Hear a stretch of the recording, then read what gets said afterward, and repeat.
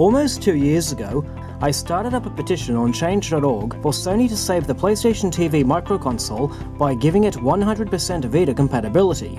Since then, that petition has garnered over 900 supporters, and its accompanying YouTube video has received nearly 1,000 likes and close to 30,000 views. Quite a lot has happened since then. In fact, what I'm about to tell you is rather old news, but I am happy to confirm that while Sony still hasn't answered our cries, those of us in the Vita community now have our wish half granted. Not by Sony, but by the hacking community. After a full year of being locked out of the PlayStation network via the PSTV, it is finally safe to update to the latest firmware and still be able to play all Vita games. For those new to the situation, the PlayStation TV, or PlayStation Vita TV as it's known in Japan, is a microconsole that enables you to play Vita games on your television. Unlike its predecessor, the PlayStation Portable, the PlayStation Vita has no way of outputting audio and video to a TV. Sony's answer to this was the PlayStation TV. For all intents and purposes, this is a Vita stripped of its touchscreen, rear touchpad, microphone, camera, and gyroscope. While the touch functions could be emulated using a DualShock 3 or DualShock 4, and some motion features could be simulated with a DualShock 4's gyro, Sony blacklisted a large number of games that use these features. Try to play a game that's not on the whitelist and you'll get an error message. In September 2015, a hacker called Mr. Gas released an exploit that enables gamers to overwrite the PSTV's whitelist so any game will load. Basically, you create a new Gmail account, sync it to Mozilla Thunderbird, and then sync it with your PlayStation TV's email application. You send yourself the exploit files and then open them via the PSTV. This enables any Vita game to load on the PSTV. As you can see, I have Spy Hunter on the PSTV. If I try to play the game, it won't boot up. No problem, I just go into the emailing system, open up the first email, and then open its attachment. Then I press the home button and take me back to the home page without closing the file. Then I close the email app completely. I then open the email app again, access the second email, click on its attachment, and then I close the attachment as normal.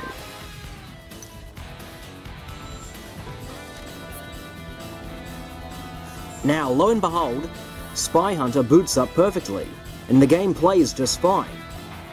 Later in July 2016, a group of hackers calling themselves Team Molecule released a homebrew-enabling software called HENkaku, specifically for use with the Vita or PSTV running on firmware 3.60.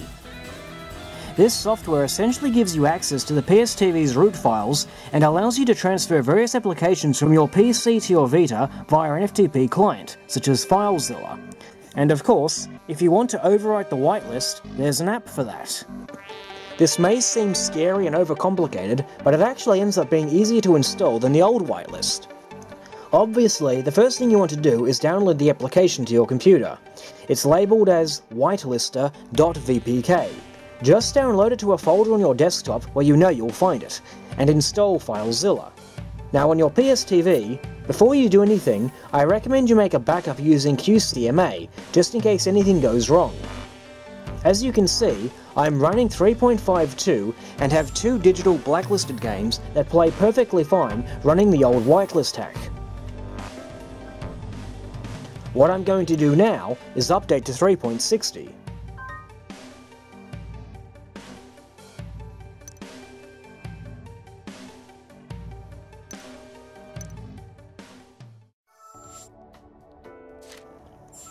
As expected, now that I've updated to 3.60, those blacklisted games no longer load.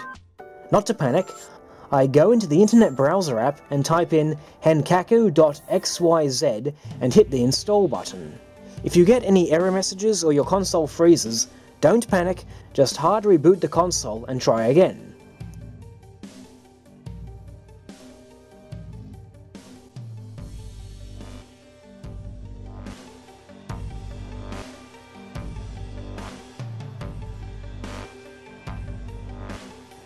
When you see this screen, just hit OK, and it will begin installing the Molecular Shell app.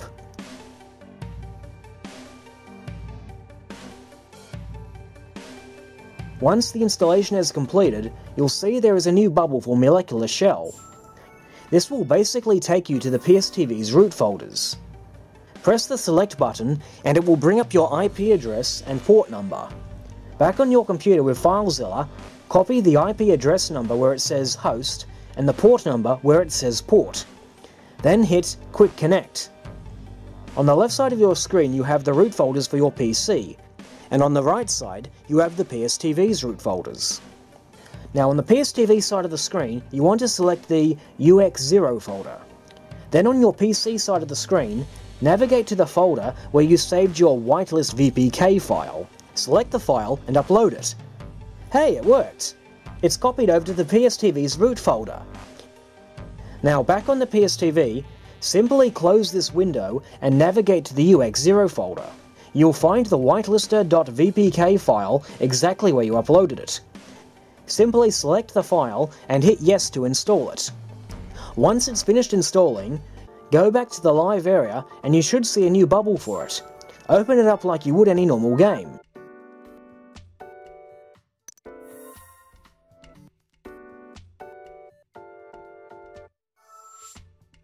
And you're done!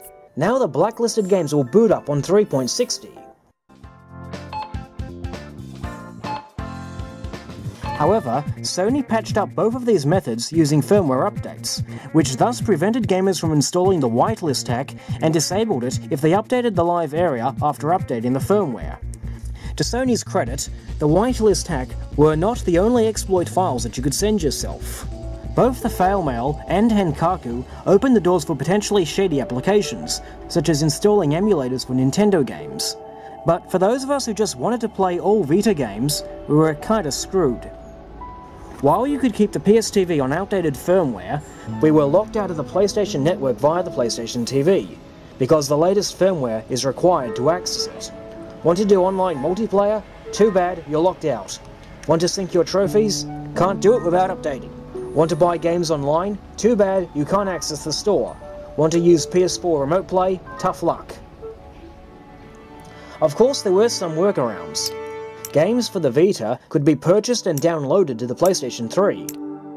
And so using the software's QCMA and Vita Update Blocker, it was possible to trick the PSTV into thinking it was on the latest firmware, and in doing so, we could transfer digital Vita games from the PlayStation 3 to the PSTV without updating for the latest firmware.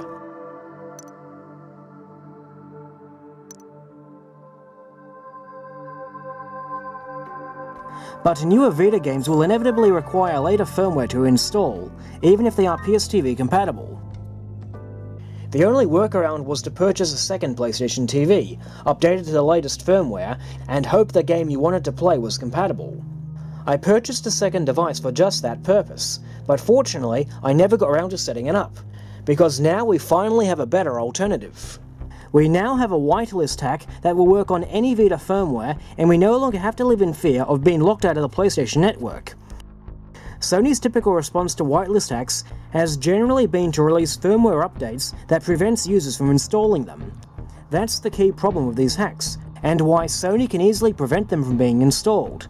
They need to be installed on the system itself.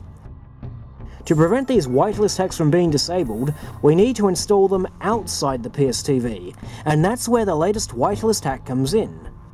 Last February, a member of Team Molecule, who answers to the name of Yifanlu, released PSVimgTools. His program essentially allows you to manually rewrite the codes of your QCMA Vita memory card backups, and then restore this modified backup to your PSTV's memory card. And obviously, this method allows you to install the whitelist hack. And because it simply involves making alterations to backups of your PSTV's memory card rather than the PSTV software itself, this exploit cannot be blocked with firmware updates. Of course, the rewriting of the codes is not as user-friendly as the previous whitelist hacks. In fact, to be honest, one of the reasons it took me this long to get around to making this video was because I kept getting stuck trying to rewrite the codes. Fortunately, there is now an easier way to install the hack.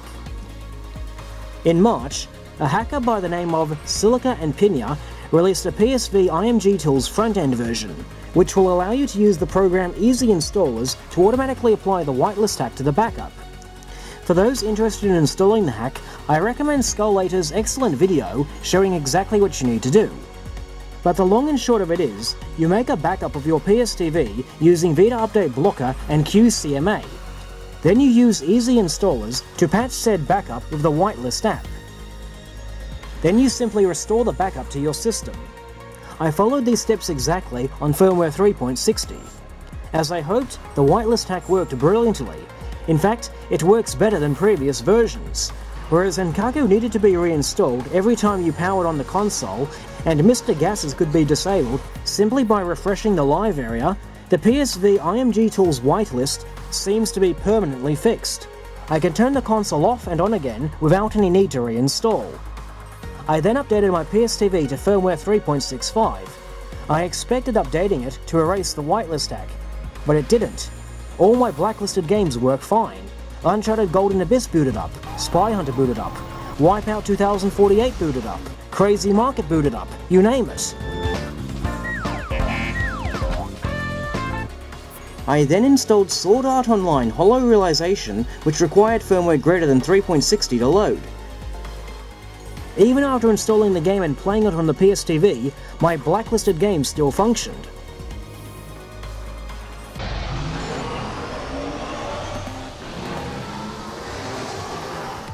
I then tried downloading apps from the PlayStation Store. The blacklisted game still worked. I then updated my Vita to 3.65 and swapped the memory card out between my PSTV and my Vita and back again. The Whitelist still worked. I am yet to find anything that will disable the PSVimgTools Whitelist hack. And even if I do, it's very simple to back up the memory card again and reinstall the Whitelist, especially since the PSVimgTools option works on any firmware. My PlayStation TV is currently on firmware 3.67, the latest firmware, and the PSVimgTools Whitelist hack is still working flawlessly.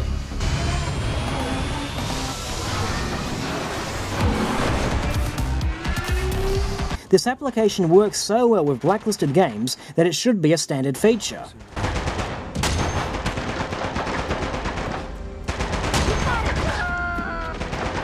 I currently own 14 physical blacklisted Vita games and 5 digital blacklisted games. Crazy Market is built around the Vita's touchscreen, but it is perfectly playable using a DualShock 4's touchpad or the DualShock 3's thumbsticks, although some levels do get a bit harder. Likewise, Wipeout 2048 only uses the Vita's touchscreen for the menus, but again, you can easily navigate them using the controller's touch pointer emulation. Gravity Rush uses the Vita's gyro to operate Cat as she floats through the air, but it is more of an optional feature. You can also use the thumbsticks to orientate her, so just use those when playing the PSTV. XCOM Enemy Unknown Plus plays fine, and I can't imagine why it wouldn't. It's a PlayStation 3 port.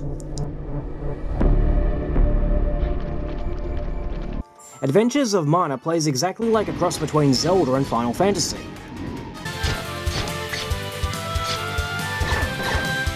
Now it does use the touchscreen for on-screen buttons.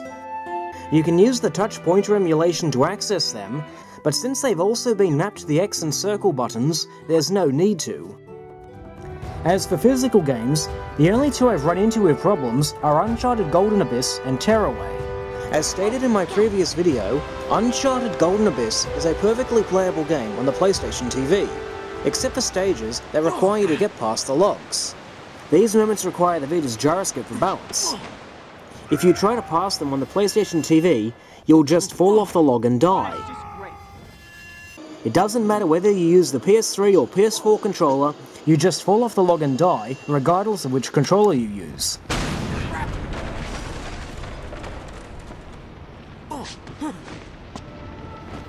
But it is not a hopeless cause. While it may seem like a nuisance, it is possible to simply pop the game cartridge and memory card out of the PSTV and swap them into the Vita to get past incompatible levels.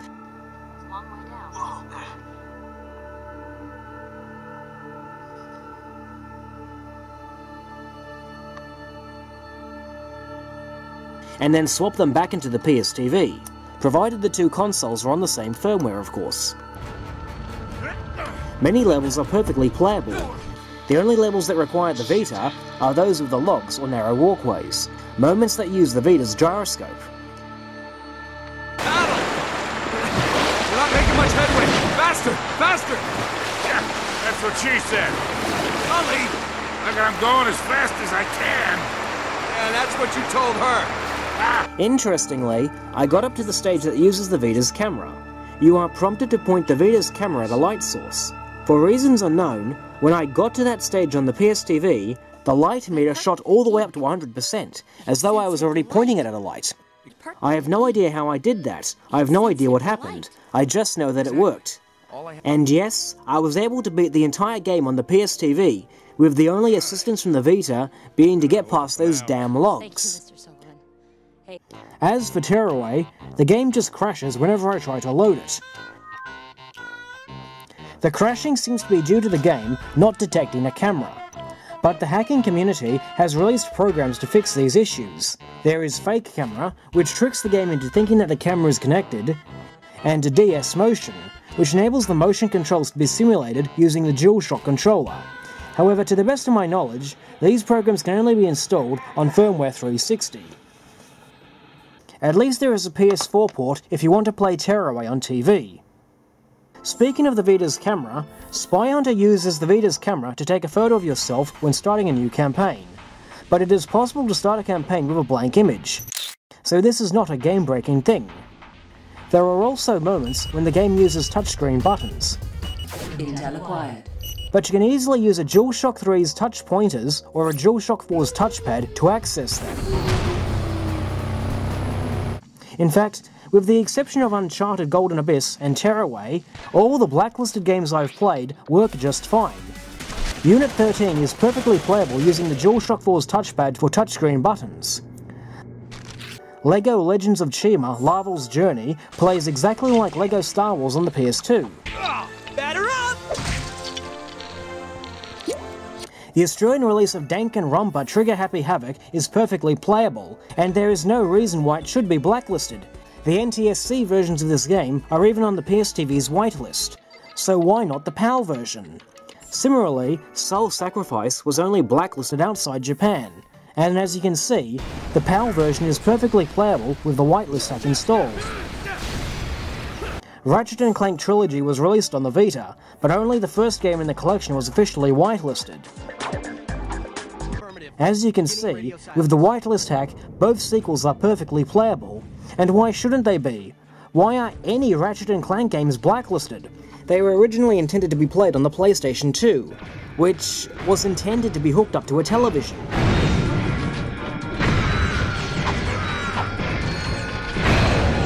Lumen's Electronic Symphony plays exactly like Tetris. I can't imagine why it would be blacklisted in PAL regions. As for the others, Metal Gear Solid HD Collection plays fine, World of Final Fantasy plays fine, Call of Duty Black Ops Declassified plays fine, Asphalt Ignition plays fine. In fact, it plays exactly like Burnout on the PS2. Even Hot Shots Golf World International plays fine. In fact, it plays much better than Wii Sports.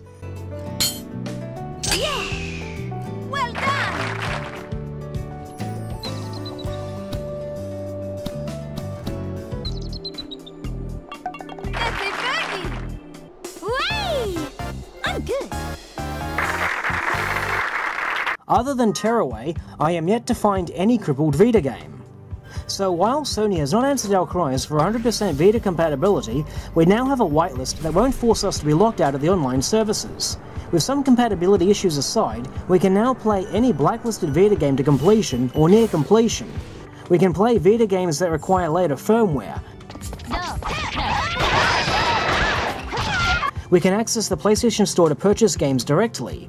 We can sync our trophies. And for those who don't like the DualShock 4, we can even use the PSTV as exactly what Sony marketed as: a streaming device for your PlayStation 4 remote play. Remember how gimmicky you thought that was? Why would I pay $100 just so I can stream my PS4 to another television? Well, now the PlayStation TV gets the last laugh. While this feature was intended for streaming your PlayStation 4 footage to a HD TV in a different room, Setting up the PlayStation TV and PlayStation 4 to the same television is probably more worthwhile for those who don't like the DualShock 4. While this controller makes touch-based games a lot easier to play, I have to say that I think the DualShock 3 is the more comfortable controller. And it just so happens the PSTV is compatible with both. So if you don't like playing PS4 with its intended controller, just turn on your PSTV, go into the PS4 Link application using a DualShock 3, and voila! If playing PS4 games with a PS3 controller is wrong, I don't want to be right. And in the long run, the PS4 Remote Play is probably what will keep the Vita alive. While Sony has discontinued the PlayStation TV in Japan, and they have long since been sold out in Australia, surprisingly, it is still going strong in the United States.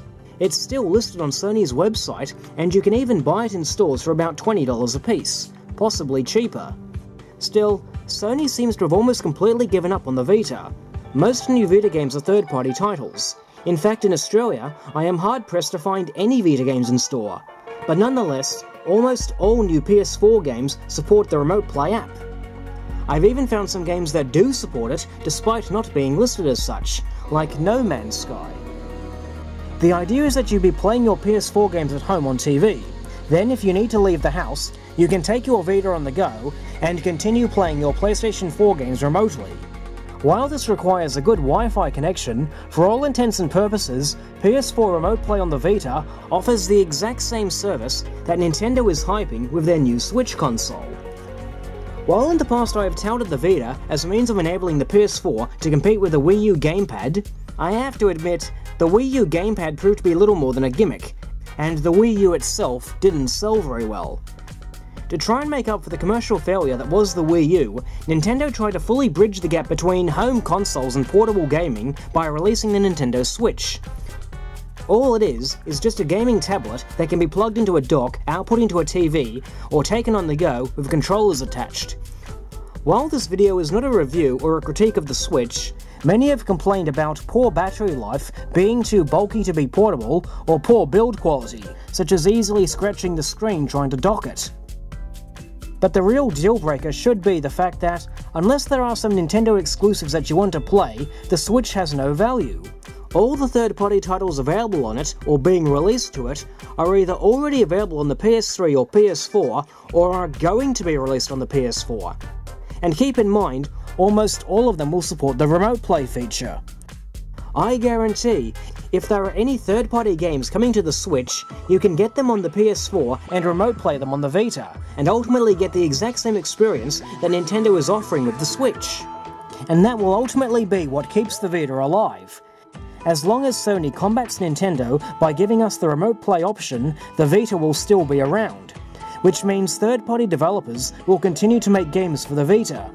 And thanks to the hacking community, we will be able to play almost all of those Vita games on television using the PSTV. My salute goes out to Mr. Gas and his old fail-mail hack, Team Molecule and their HENkaku service, and now Yifanlu for his PSVimgTools, and SilicaAndPina for his EasyInstallers front-end version. You have all helped expand the PSTV's library by many orders of magnitude, and now, no matter what firmware we are on, despite the occasional compatibility issues, the ability to play almost all Vita games on television is now readily available to everyone.